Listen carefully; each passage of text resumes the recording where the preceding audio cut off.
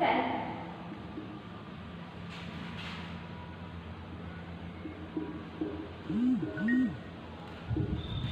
Structure and function.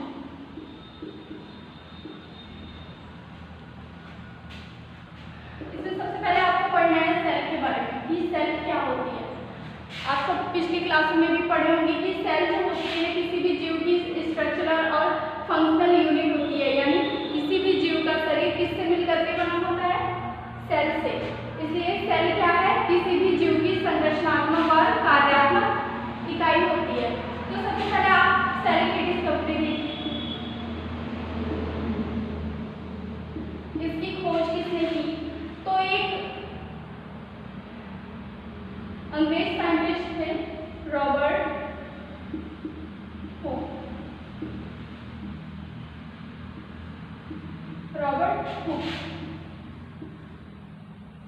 1665। इन्होंने क्या किया, इन्होंने सबसे पहले अपने द्वारा बनाए गए माइक्रोस्कोप में सेल को देखा कॉर्क कैम्बियम में।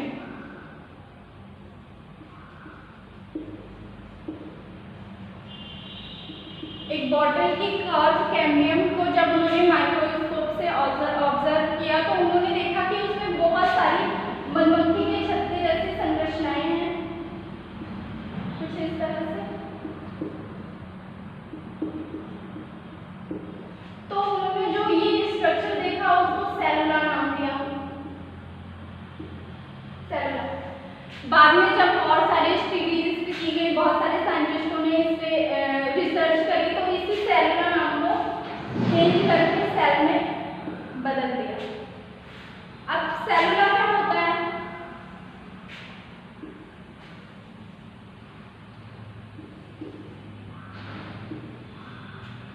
सेलुला एक लैटिन वर्ड है जिसका अर्थ होता है एक स्मॉल कंपार्टमेंट।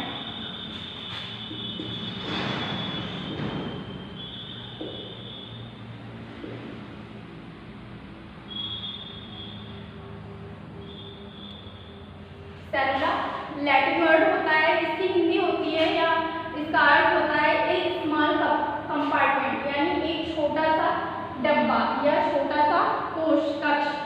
तो जब रॉबर्ट हुक ने इसको मधुमक्खी की जैसे संरचनाएं देखी, इसमें बहुत सारे कोश बने थे, तो उन्होंने इसे ही सेलुला नाम दे दिया। सेलुला का मतलब हुआ ए स्मॉल कंपार्टमेंट, एक छोटा कोश या छोटा कोष्ठक। यही सेलुला नाम आगे जाके सेल के नाम से हो गया। अब आप इसकी डेफिनेशन देखिए। डेफिनेशन में सबसे पहले इसको डिस्क्राइब किया एंटोनी वॉन ल्यूवेनहॉफ ने।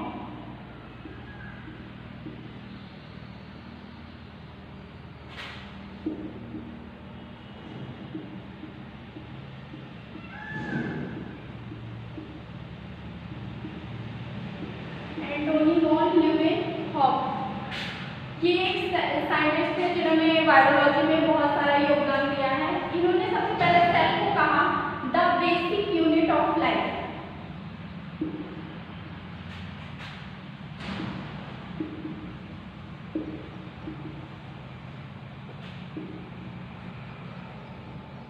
इन्होंने सेल को कहा the basic unit of life, यानी किसी भी जीव का आधार। आप इसको हिंदी में लिख सकते हैं कि कोशिका क्या होती है, किसी भी जीव की आधारभूत इकाई होती है, यानी किसी भी जीव का शरीर किससे मिलकर के बना होता है, कोशिका से। नेक्स्ट इसकी डेफिनेशन आएगी the cell is the fundamental unit of life.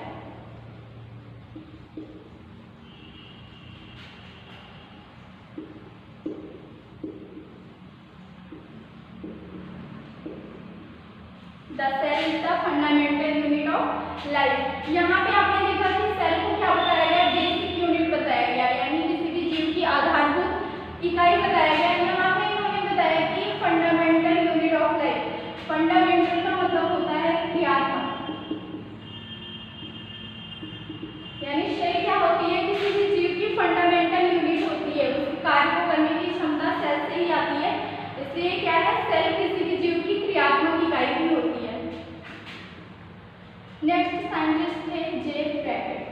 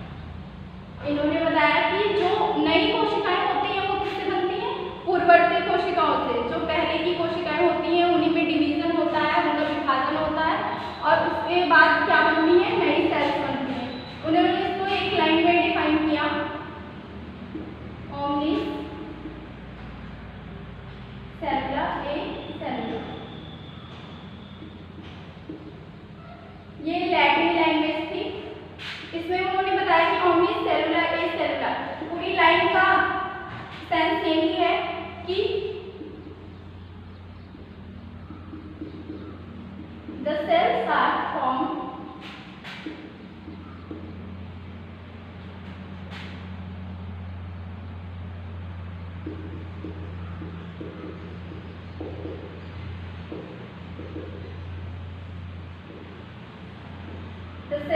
formed pre-Egyptian cells. Omnicellula is cellula का सेंस होता है, इसका मतलब होता है the cell are formed in pre-Egyptian cells, यानी जो नई कोशिकाएं बनती हैं वो पहले की जो कोशिकाएं होती हैं उन्हीं के विभाजन से बनती हैं। सेल थ्योरी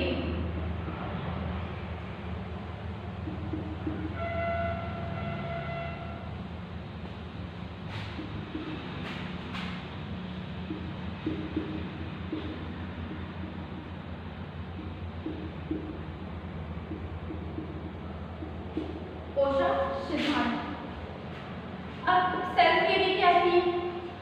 सेल की डेफिनेशन के बाद जब इस पे और ज़्यादा स्टडी होने लगी, आप जो ब्रांच होती है सेल को स्टडी करने की, सेल से रिलेटेड कोई भी चीज़ पढ़ने की, उसको साइटोलॉजी कहते हैं।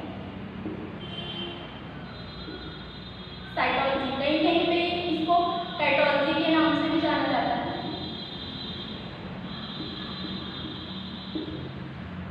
अब इसको देखिए, इसका साइटो का मतलब होता है, साइटो ऑब्लिक काइटो का मतलब होता है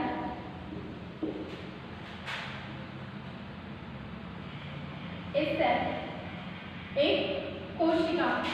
लॉगस का मतलब आप जानते हैं स्टडी। तो यहाँ से क्लियर हो गया कि साइटोलॉजी किसे कहते हैं? ऐसी ब्रांच साइंस की या बायोलॉजी की ऐसी ब्रांच जिसके अंतर्गत हम किसके बारे में अध्ययन करते हैं?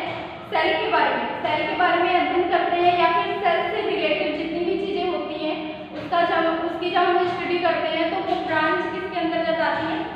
साइटोलॉजी के। देखिए कोशा सिद्धांत, इसको रिप्रेजेंट किया था दो साइंटिस्ट, एक थे बॉटनिस्ट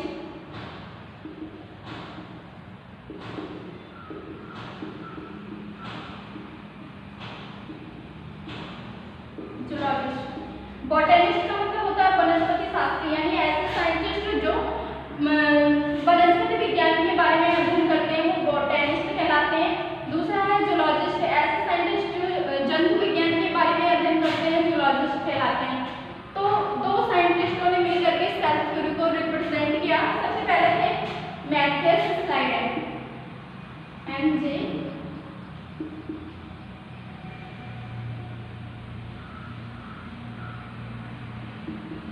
स्लाइडेन। नेक्स्ट है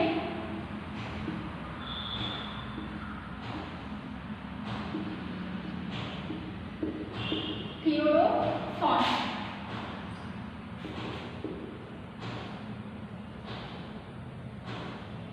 1839 में इन्होंने इसका प्रतिपादन किया और इसमें दो साइंटिस्ट थे, एक बॉटनिस्ट MJ स्लाइडेन और दूसरे थे जूलॉजिस्ट यानी जंतु शास्त्री थियोडोर सॉन।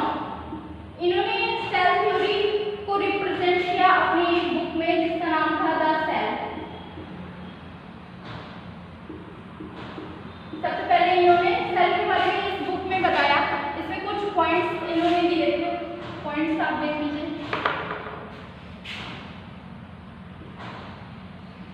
इन्होंने इसमें 3 पॉइंट्स दिए।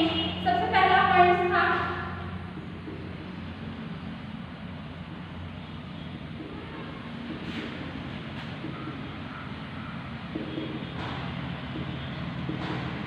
the cell is the basic unit of life। इसमें इन्होंने बताया कि जो सेल होती है वो किसी भी जीव की आधारभूत इकाई होती है, यानी किसी भी जीव का शरीर मिलकर के कोशिकाओं से बना होता है। बिना कोशिका के कोई भी जीव सर्वाइव नहीं कर सकता है। नेक्स्ट था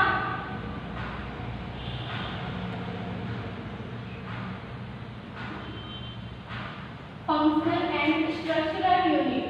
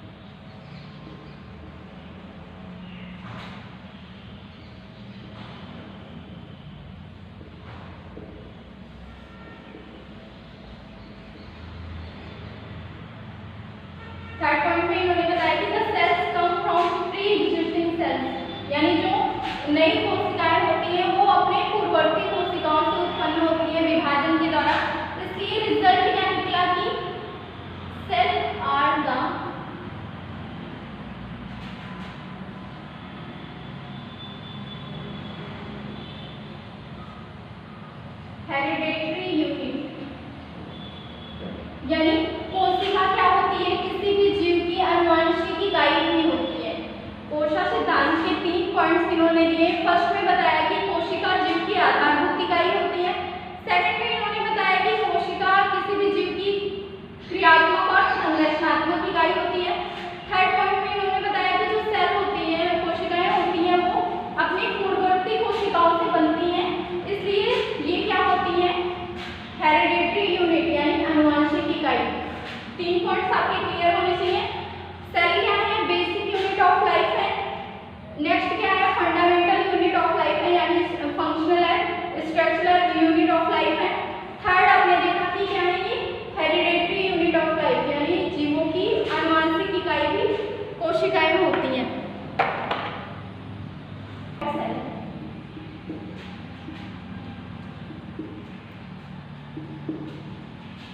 कोशिकाओं के प्रकार, अब इसमें basis of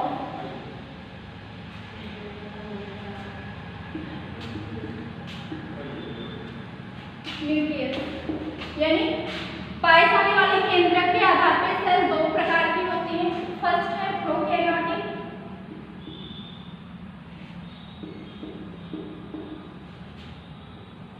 second eukaryotic.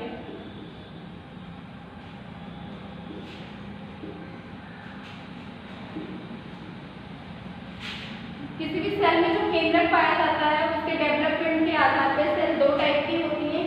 First prokaryotic cells, second eukaryotic cells. अब प्रोकैरियोटिक का मतलब होता है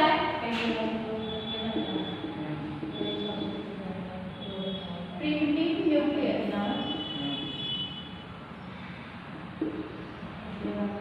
यूकैरियोटिक का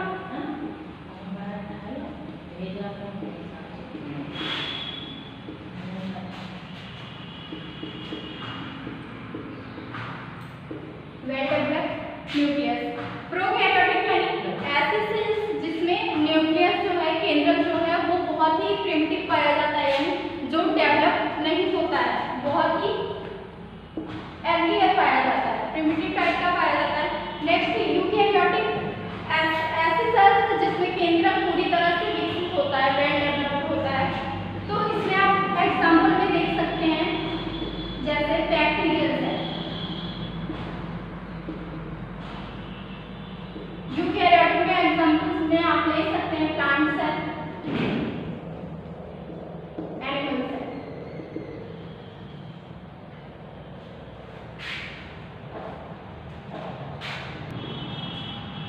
प्रोकैरियोटिक सेल के बारे में देखिएगा।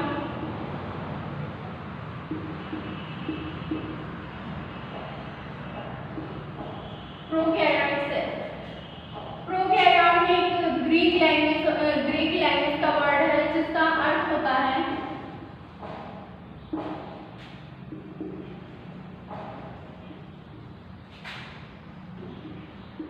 ग्रीक वर्ड है ये।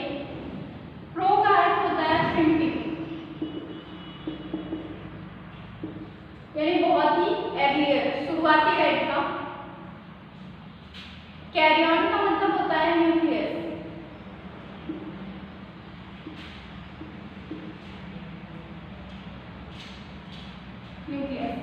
यानी ऐसी सेल जिसमें न्यूक्लियस किस तरह का पाया जाए, बहुत ही प्रिमिटिव तरह का पाया जाए, अर्लियर तरह। उसी को क्या कहेंगे हम, प्रोकैरियोटिक सेल कहेंगे। इसमें एक एग्जांपल में आप ब्लू ग्रीन एलगी ले लेंगे। नेक्स्ट रहेगा बैक्टीरिया।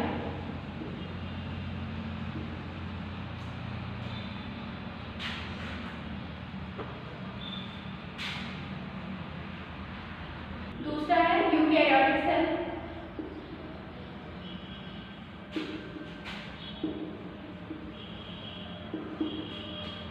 अब इसको भी देखिएगा, ये भी ग्रीक लैंग्वेज है।